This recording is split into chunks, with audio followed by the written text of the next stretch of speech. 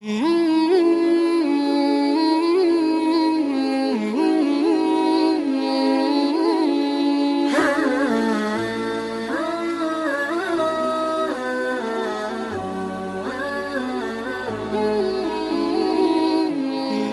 ketika Imam An-Nawawi meninggal tahun 676 Hijrah, ingin berziarah ke makam Imam Muhammad bin Idris Asy-Syafi'i, meninggal tahun 204 Hijrah. Jarak antara mereka lebih kurang 400 tahun. Imam Syafi'i meninggal di Fustat di Kairo, sedangkan Imam Nawawi berada di Damaskus, Suriah. Jaraknya lebih kurang 1.500 km. Kalau tidak percaya, ukur sendiri. Lalu kemudian Imam Nawawi dengan jarak yang jauh, dengan jarak umur yang jauh, datang mau berziarah ke makam Imam Syafi'i. Begitu beliau sampai, melihat kubah. Jadi makam Imam Syafi'i itu ada kubahnya. Begitu dia melihat kubah, air matanya menetes, bulu romanya dia tak sanggup menahan. Akhirnya dia tidak jadi berziarah, dia pun pulang. Karena kehebatan, kemuliaan Imam Muhammad bin Idris Asy-Syafi'i. Lalu kemudian Imam Nawawi pun pulang, meninggalkan Mesir menuju Damaskus. Rupanya Imam As-Subuki mendengar berita itu, bahwa ada seorang ulama besar bernama Imam An-Nawawi datang ke Mesir. Imam As-Subuki pun datang ke Kairo, Fustat, mencari Imam Nawawi. Rupanya Imam Nawawi juga sudah meninggalkan Mesir. Dia menyusul sampai ke Damaskus. Sampai di Damaskus, ternyata Imam Nawawi tidak berada di Damaskus. Dia sudah pulang ke kampung halamannya di Nawa. Lalu kemudian Imam As-Subuki datang lagi, dan mereka mengatakan Imam Nawawi sudah menghadap Allah, meninggal dunia. Begitulah para ulama saling ingin bertemu, saling ingin berjumpa. Ulama yang karena Allah subhanahu wa ta'ala, tak ada hasad dalam dirinya, tidak ada di dalam hatinya untuk kiber, angkuh dan sombong, dan tidak ada ihtiqar, mengecilkan orang lain.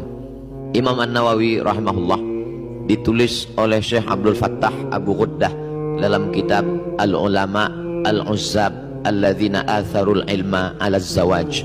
Ulama-ulama yang tidak menikah karena lebih mementingkan ilmu daripada menikah. Di antaranya adalah Imam An-Nawawi, tidak menikah sampai menghadap Allah subhanahu wa ta'ala.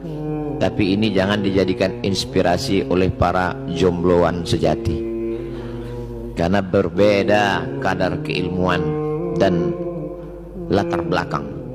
Lalu kemudian Imam Nawawi itu sebagaimana diceritakan oleh Syekh Ali Jum'ah, Imam An-Nawawi, beliau pada suatu ketika, tidak seumur hidupnya, beberapa zaman saat beliau aktif menulis, tidurnya hanya pada saat menulis, dan ketika dia mengantuk, lalu kemudian kepalanya berat, terjatuh pada tulisan.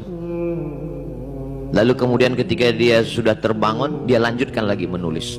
Itulah mengapa ketika dihitung, ternyata lembaran-lembaran kitab yang dia tulis itu kalau dihitung lebih banyak daripada usia hidupnya, karena memang hidupnya adalah untuk ilmu. Imam An-Nawawi rahimahullah dimuliakan Allah subhanahu wa ta'ala dalam bidang hadis. Ketika orang mengkaji di awal-awal kajian Al-Arba'un An-Nawawiyah, 40 hadis-hadis, walaupun jumlahnya lebih daripada itu. Kemudian orang akan naik lagi ke atas, mereka juga akan membaca hadis-hadis yang disusun Imam An-Nawawi dalam kitab Riyadhus Shalihin. Kemudian ketika ingin membaca kitab yang hanya isinya doa-doa dan munajat kepada Allah, maka orang juga akan kembali membuka kitab An-Nawawi yang berjudul Al-Azkar.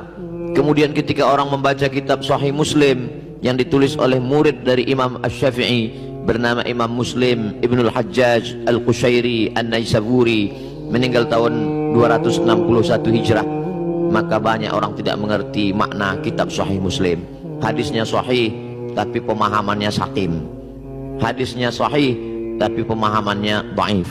Maka kita mesti juga membaca kitab Imam An-Nawawi.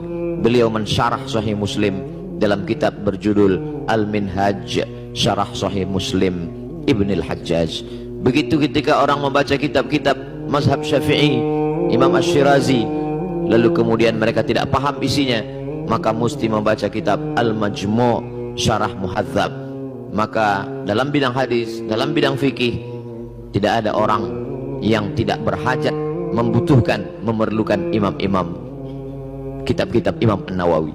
Begitu juga ketika orang membaca kitab mustalah hadis, hadis sahih, hadis dhaif, hadis hasan, hadis maudhu'. Kalau putusnya di bawah karena rawinya hilang, maka disebut dia dengan mu'allaq. Kalau putusnya di atas hilang nama sahabat, disebut dia mursal. Kalau dia putus rawinya dua berurut-urutan, disebut dengan mu'dal. Kalau hilang salah satu, tidak sama dengan mu'dal, bukan mu'allaq, bukan mursal, maka dia sebut dengan munqati'. Maka orang juga tetap membaca kitab Imam An-Nawawi yang disyarah oleh Imam